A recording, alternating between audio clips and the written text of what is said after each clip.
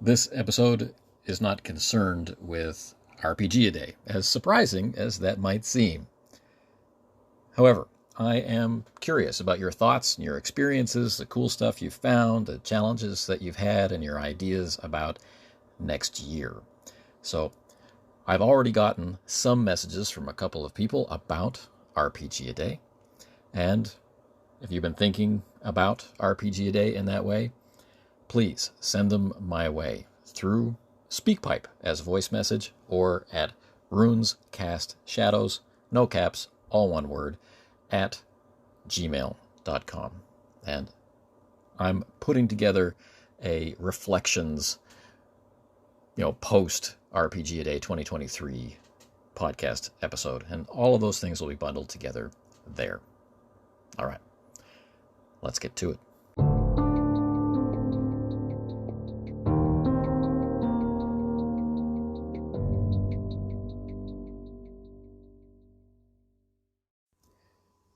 You are listening to the Casting Shadows podcast. It's been about a month since we released our last kind of topical episode, and calls have come in during the time in between.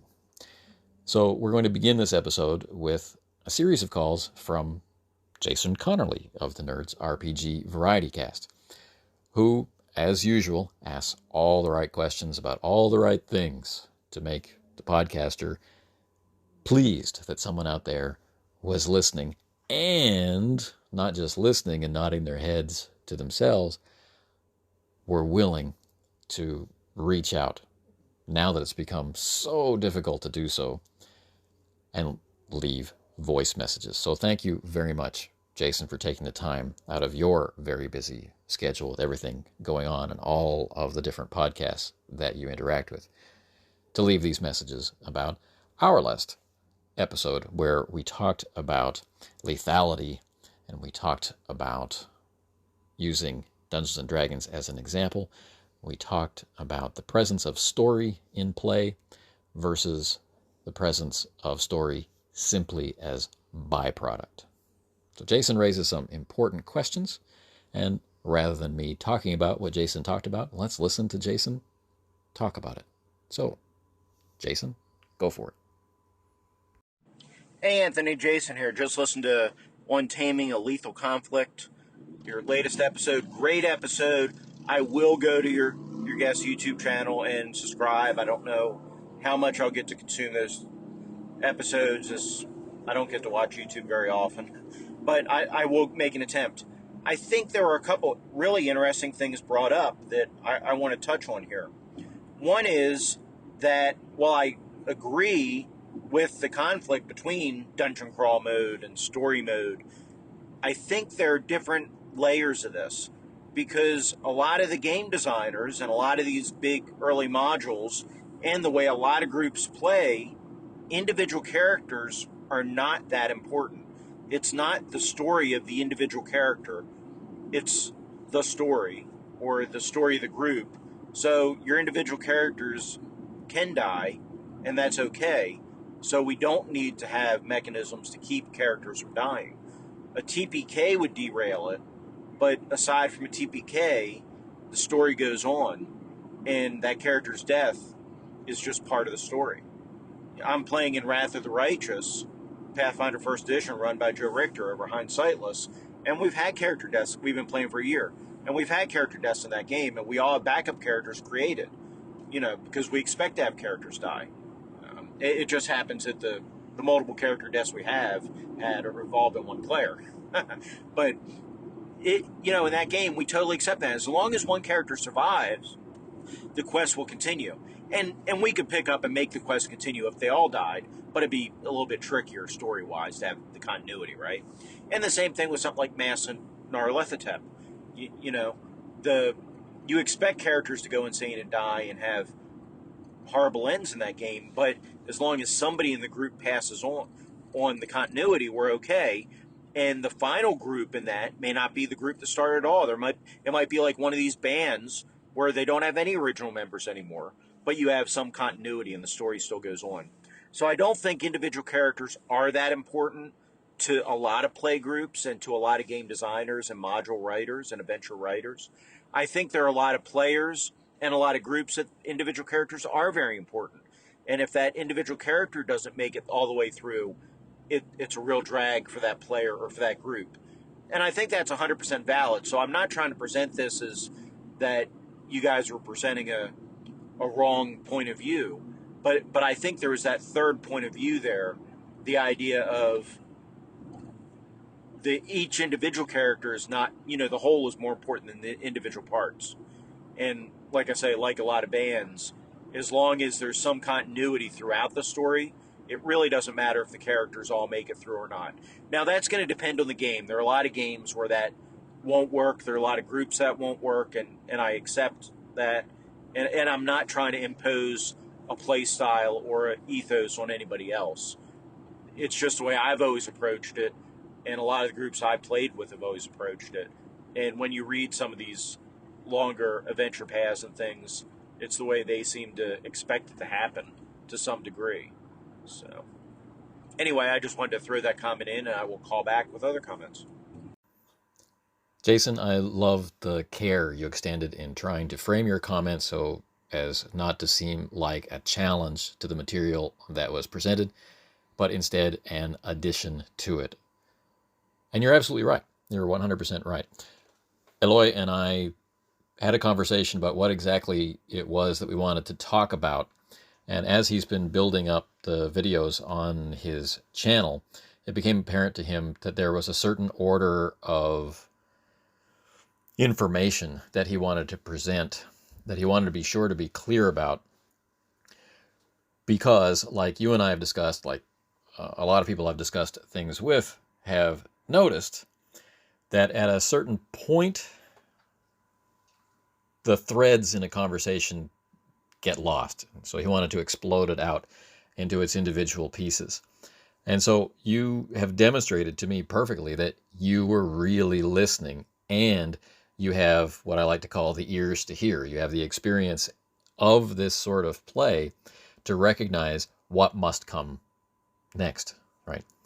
That in that dungeon crawl mode, if there is lethality, if characters are going to be continually made and introduced, right, then play cannot be about their individual stories. And if we try to force it to be about those individual stories, then there are no tools in the game to make that possible, which means that we start making rulings, right? And those rulings might be what we talked about, fudging dice or whatever.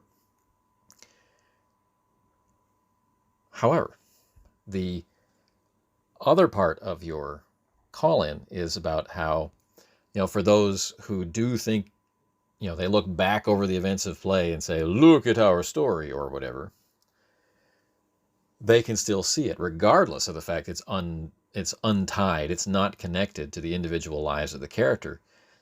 But the world has its story. It's, in a sense, epic fantasy in that regard, because this region or this mission is larger than the sum of its parts, larger than the people who have been tasked to carry it out, which is pretty cool. And there are solutions to that, which you have alluded to. You make multiple characters, in other words, troop-style play. And you can go a step farther than that. And that's the next thing that Eloy wants to talk about in his next set of videos, or maybe in the next video, which is the meta character concept. I don't want to go too deeply into it, but suffice it to say, it's just one among many solutions. It's a very effective solution for dealing with this continuity problem among characters, right? A way for the player to feel directly connected to the progress of the campaign, even though their characters might only make it so far, and that they might have to play very many of them, or they might be asked to switch between multiples of them, depending on how the game is played. Like if it's in a West Marches style, where people come in and go out on a sort of random or as available basis, or if the game master has a very broad vision and might say, tonight I want to play in this area, or with this type of character, and the next night it's a different area with a different type of character, but it's all the same campaign. I've played with people who do both, so don't worry. What you are pointing out makes me happy that you're pointing it out, and I'm very curious to get your reaction to what Aloy has to present about his concept of the meta character once that comes out and is discussed. But I'm not really going to discuss the meta character here.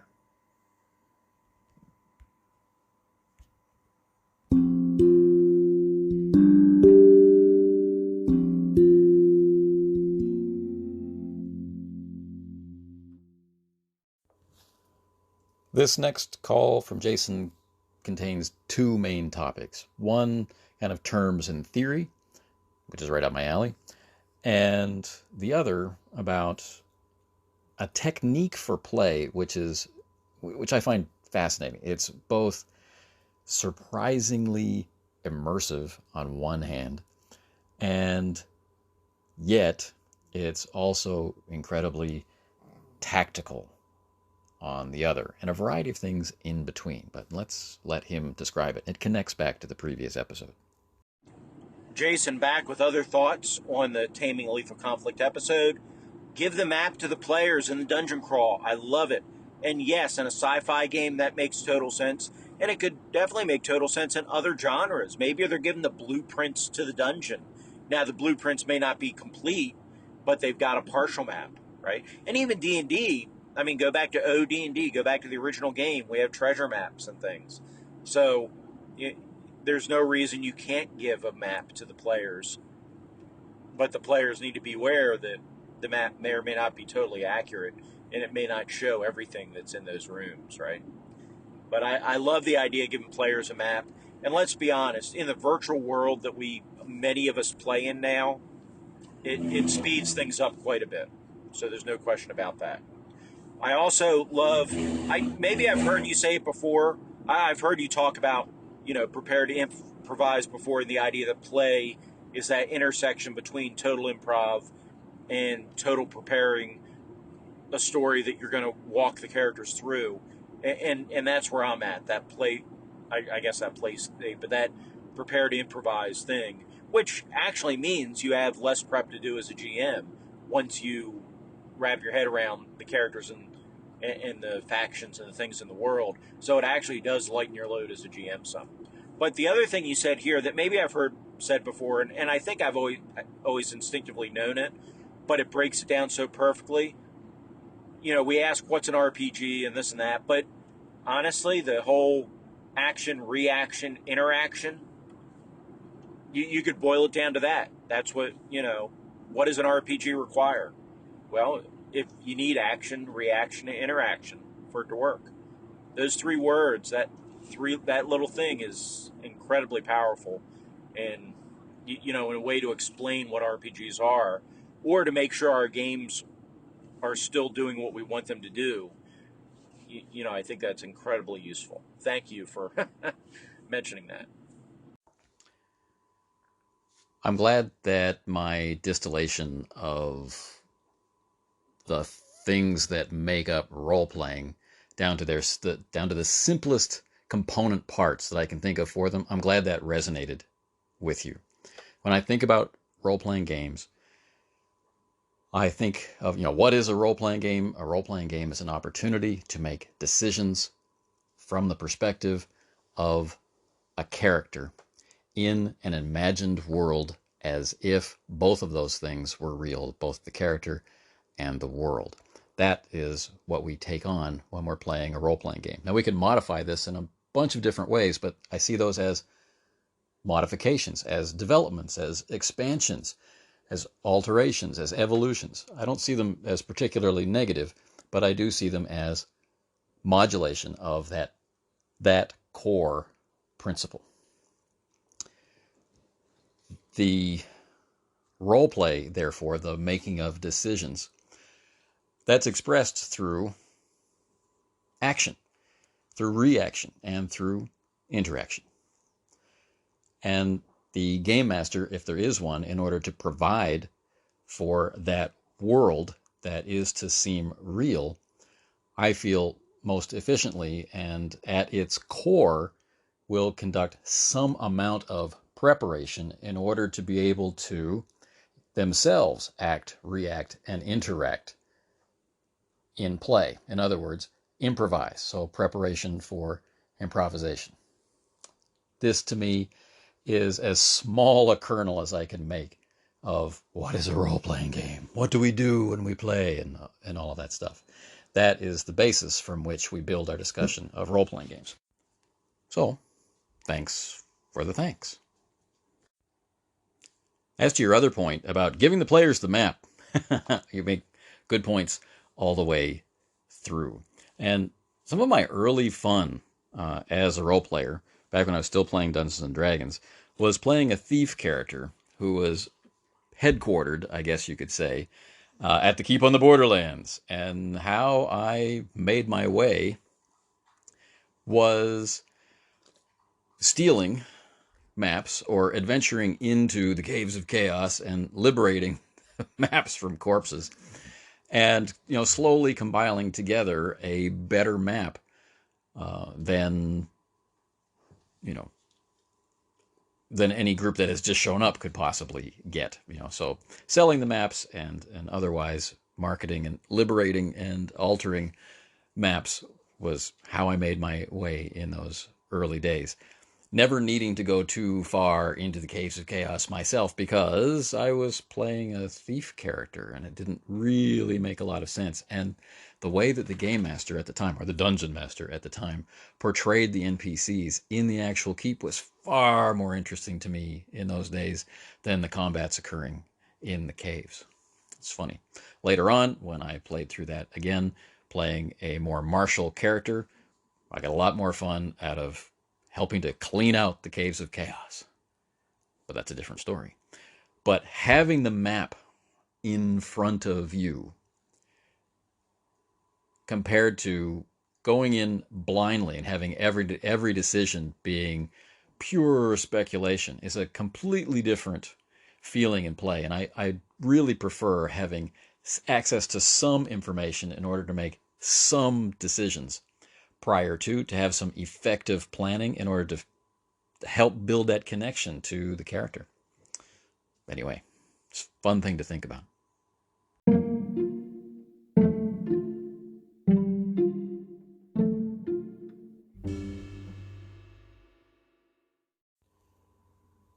This next call from Jason is, in a very real sense, a call to action for the community.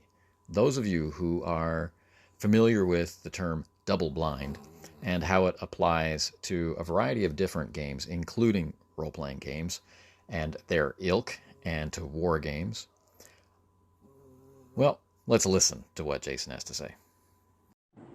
The last thing I wanted to say, and it's okay if you don't play this is more just for you, but if you want to let the listeners hear it, I have no problem with that. A couple episodes ago, I called in about an experience I had in the Army with tabletop exercise, a double-blind exercise, and you wanted to hear more about it. Honestly, I think that discussion, the discussion of double-blind, I've actually been in talks, although it's been a while now, but last year I was talking about running a double-blind game with Kevin over at the Red Caps podcast. And we haven't discussed that for quite a while due to both of us being busy. But I would love to have a discussion about double-blind, and especially double-blind RPGs, and how to run those. Maybe something to give people a guide how to run those, to help other people experience that kind of thing. But I think that's a better conversation than a call. So I haven't forgotten about that, but I think I'd rather do it as either a panel or a one-on-one discussion than just a series of calls. Jason, I did decide to air that message, and mainly because it may help us recruit people with the experience and the interest in participating in a panel. And I think it would be fascinating to talk about our different experiences with this sort of play, with double-blind play. My experience largely comes from Starfleet Battles and Battletech, where we did it a lot. But, we'll see what comes up with other people's experiences and what we can, use to frame the discussion. So I'm looking forward to that. Let's do it.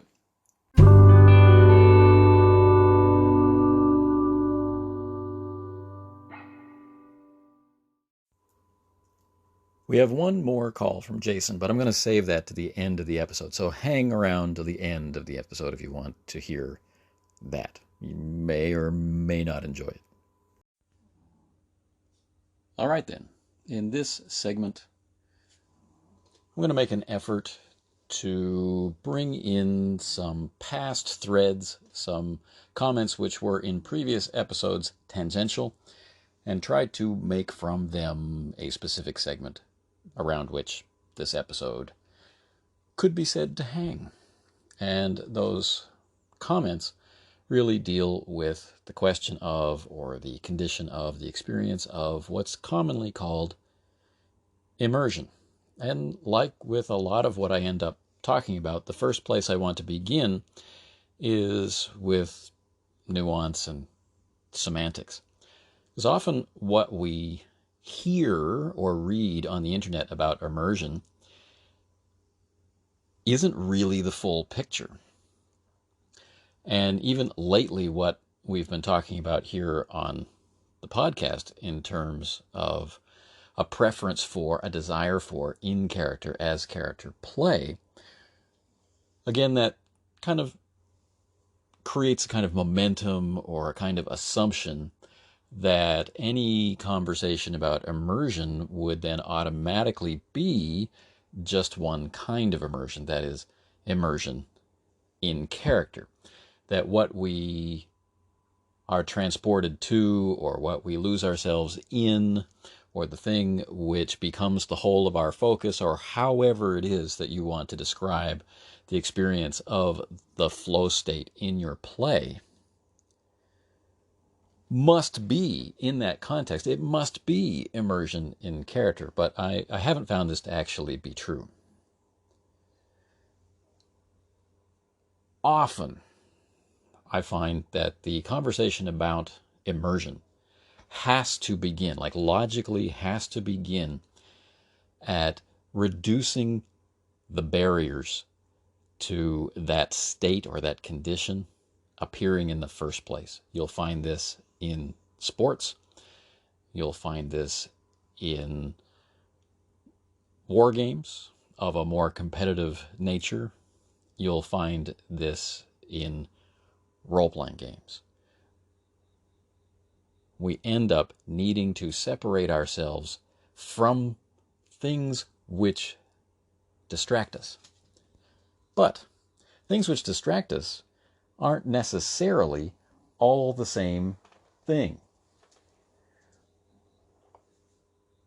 What I find distracting may not bother you at all. Of course, the reverse is totally true.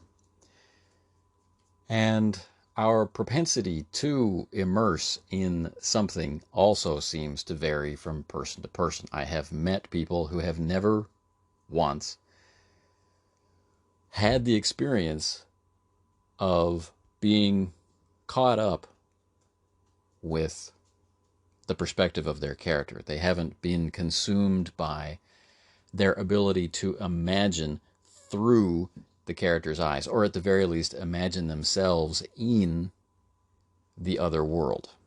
This has never once happened for them. Some of those people don't even believe it's possible, and that all the rest of us who've been talking about this since the dawn of the hobby are deluding ourselves. So strong is their belief that this isn't real, that all the rest of us must absolutely be wrong. And of course, statistically speaking, there's a chance they could be right. Although, and here's where things get amusing, we know they're wrong.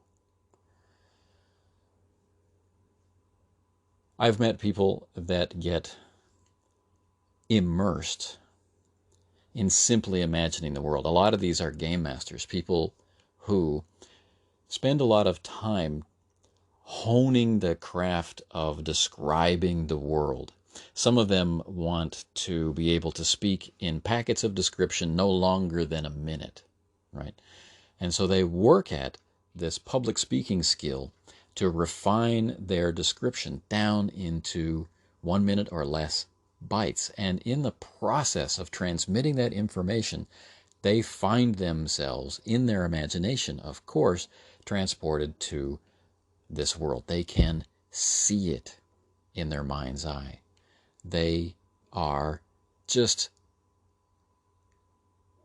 an ephemeral layer of imagined distance away from being able to touch it in the moments when they are describing it. But of course, not in the moments when other things are happening. And so even though our discussion has to begin with the reduction of barriers to immersion, the very next thing that needs to be discussed but is rarely discussed, or it's only discussed by opponents to the notion of immersion as a valuable or valid goal of play, is that ephemeral, temporary quality of the state, whether it be the flow state or this description of immersion in something, immersion in character, immersion in the scene or in the world, immersion in the act of play. Right? There are so many ways for our capacity to focus, to be engaged by play, by imagination. It may be impossible to list all the different ways in which we can be engaged and all of the various layers of play into which we can be immersed. But all of them are transitory. All of them have a finite and fragile existence. So this loops us back around to reducing those barriers.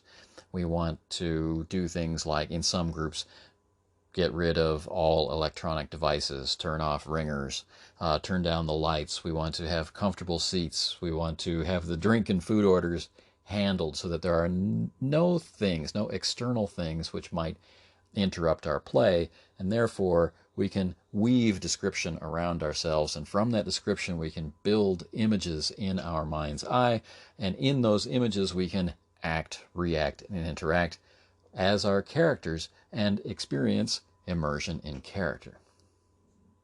But not everybody at that table might be immersing in character.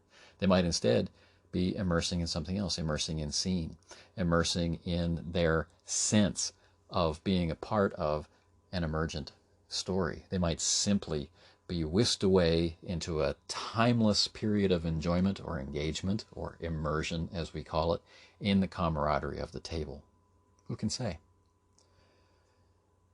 As soon as we make the possibilities open to people, though, then the chance to explore becomes real. Instead of accidentally falling down Alice's rabbit hole into one kind of immersion or another and kind of afterward thrashing around trying to find our way back to Wonderland again, we can consider all the things that went into how we got there. And that's when we come up against the next area that needs to be discussed, that of trying. I don't know about you, but my experience of this state, whether this be no mind from martial arts, or whether this be immersion in character, or immersion in play, which is the other area that I experience, just the fun of being in the act of play with my friends. How I get there is not to force my way into it. How I get there is not to follow a well-trodden path of things I must do in order to trigger the state. I must instead, like the name implies, immerse or engage. I must connect with it in a much more relaxed sense, right? Like the racer waiting for the gun to fire. they may be knocked out of their flow state by the image of a camera operator, or by a familiar face waving to them from the stands, or seeing someone fall in front of them. Their concentration might break, but more importantly, their immersion or their submersion into the activity of their run may be shattered. And of course, it will not be regained as they run. In sparring, similarly, these things happen. In play around the table, similarly, these things happen. We have no ability to decide, I'll be immersed now. Some of us have no ability to decide that we won't. For some of us, this aspect of play is very strong. Like I said before, it might not always be the most famous one, immersion in character, but it may be present nonetheless. This very real falling away of other concerns into a kind of mono focus on one aspect of play, where time doesn't matter, where physical comfort doesn't really matter, where we're just caught up in some aspect of this thing that's unfolding, and it's connected to us on a more than conscious level. It's immersion. Now, another aspect that I wind up wanting to talk about and wanting to create an artificial distinction for is the difference between these two terms I've been using, immersion and engagement. And I tend to think of immersion as dealing with things of a more imagined nature, such as the description of the world or the perspective of the character, right? Interactions between characters in play, the dialogue that they exchange, the emotions that they're experiencing, the compulsions that they're under, all of these things, the sights, the sounds, the smells of the world, these things have immersive properties. The backstory that is driving the character, the goal that's pulling the character forward, these things have immersive properties. Systems, on the other hand, such as in war games and in role-playing games, I see them as having engaging properties. The effect is the same, that flow state. The conditions, the elements, and all the things that allow us to react and relax into those states may be different. They definitely look different. The last thing for this episode of the podcast to talk about is the idea of what is and is not required. We touched on this a little earlier in the segment. What is and is not required to enable the flow state. Now, for many of us, we automatically assume this means quiet, peace, the no distractions mantra, right? Removing visuals from the room. We only play by candlelight and all of these things. And for some of us, this might be exactly what's required. But at the same time, I've had immersive experiences of play myself, immersive experiences in character, while role-playing in a car, while role-playing on a train, while being in a noisy university hall, while playing in stairwells, while walking to school in the snow. I've had immersive experiences in a lot of not very immersive situations. Something about what was going on in play was able to connect with my connection to the character, my desires for the character, and my ability to imagine the character in their environment. And in those moments, that ability was strong enough to overcome what was going on around me. And I'm certain I'm not the only one. There are people who report having wonderful and immersive experiences of play at giant conventions where people are yelling all around them, and so on and so forth. I think it's more about us than the environment, really, although the environment can definitely help us reach a state within ourselves where we can accept, where we can let go of a lot of the things that we normally hold on to, that gives room for the flow state to enter. And of course, the more you do something, the easier it is to just do it without trying to do it. As so often we discover, trying to do something will guarantee that we are unable to do it. So I think for this segment and the length of this episode, I think that's how I want to launch this discussion of immersion and engagement in play. And I'm really hoping that those who listen to the podcast will feel compelled to share their own experiences of immersion or their own experiences of not being immersed, whether that's ever or some situations. And let's talk about it. Let's talk about the whole panoply of immersive experiences rather than just the usual one of immersion in character. Because I think by exploring a broader palette of immersive or engaging experiences, we can find the things which someone might be able to latch on and more consistently prepare themselves for the experience that they want, to enhance the experience that they're getting. And I think that's really valuable. I think that's not essential for play, but it can make dreams come true, can't it?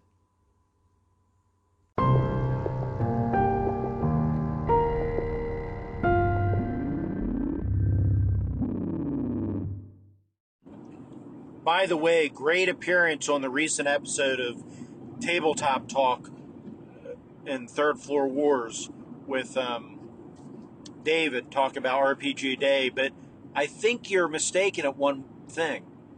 I think the number of people that walk down the street imagining the soundtrack to their life while they're doing it is much higher than you think it is. Just throwing that out there.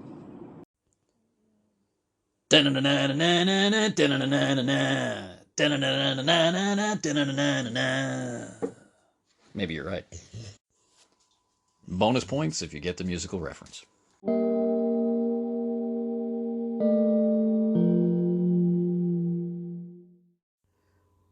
You've been listening to the Casting Shadows podcast. I want to thank Jason for his calls and his commentary, his questions, and his contributions. You do a lot, and we appreciate it. If you're interested in more Casting Shadows stuff, if this episode hasn't been enough for you, you can find more at CastingShadowsBlog.com for the written blog. You can find us at youtube.com/runeslinger. And on various social media, you can do a search for @runeslinger. And that should turn me up. Okay. Most importantly, if you'd like to communicate with us here on the show, you can leave a message through SpeakPipe at CastingShadowsPodcast. There's a link to it in the show notes. I hope you'll use it. But anyway, until the next time, take care.